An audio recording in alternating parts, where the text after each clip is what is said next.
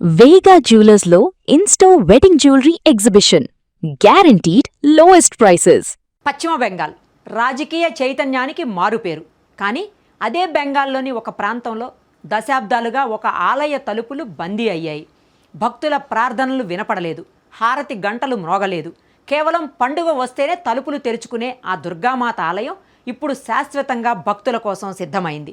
ఇది కేవలం ఒక ఎన్నికల గెలుపు మాత్రమే కాదు, ఒక ప్రాంతపు ఆధ్యాత్మిక స్వేచ్ఛకు నిదర్శనం. అది అసన్సోల్లో జరిగిన అసలైన మార్పు. అసలు అక్కడ ఏం జరిగింది? ఆ ఆలయం ఎందుకు మూతపడింది? కృష్ణేందు ముఖర్జీ ఇచ్చిన హామీ ఏంటి? పూర్తి వివరాలు ఈ వీడియోలో.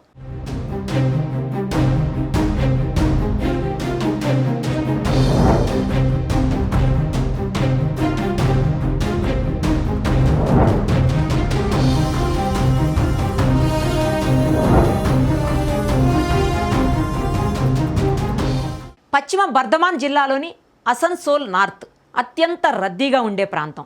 ఇక్కడి బస్తీన్ బజార్లో శ్రీ శ్రీ దుర్గామాత చారిటబుల్ ట్రస్ట్ ఆలయం ఉంది. గత కొన్ని దశాబ్దాలుగా ఈ ఆలయానికి ఒక వింత పరిస్థితి ఎదురైంది. హిందూ ధర్మంలో అత్యంత పవిత్రమైన దుర్గామాత ఆలయం ఉన్నప్పటికీ అక్కడ నిత్య పూజలు జరిగేవి కావు. కేవలం దసరా మరియు లక్ష్మీ పూజ సమయంలో మాత్రమే కొన్ని రోజులు ఆలయం తెరిచి ఉంచేవారు. మిగతా ఏడాది పొడవునా ఆ తలుపులకు తాళాలు వేలాడేవి. స్థానిక భక్తులు తమ ఆరాధ్య దైవాన్ని రోజూ దర్శించుకోలేక ఎన్నో ఏళ్లుగా మదనపడ్డారు. ఈ ఎన్నికల సమయంలో అసన్సోల్ రాజకీయ చిత్రం మారిపోయింది. బీజేపీ తరపున బరిలోకి దిగిన కృష్ణేందు ముఖర్జీ ప్రజల కష్టాలను వింటున్నప్పుడు ఈ ఆలయ అంశం ముందుకొచ్చింది.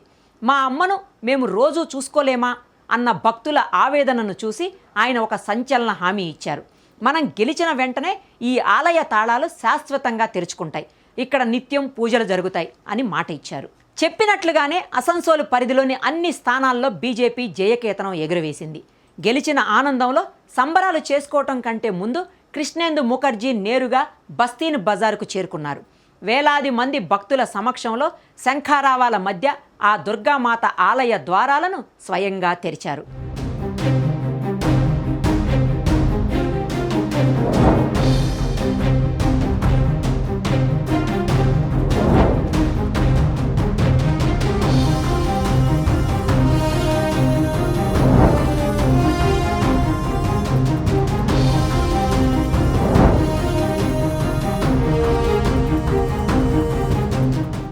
ఏళ్లుగా చీకటిలో ఉన్న గర్భాలయం ఇప్పుడు దీపకాంతితో వెలిగిపోతోంది.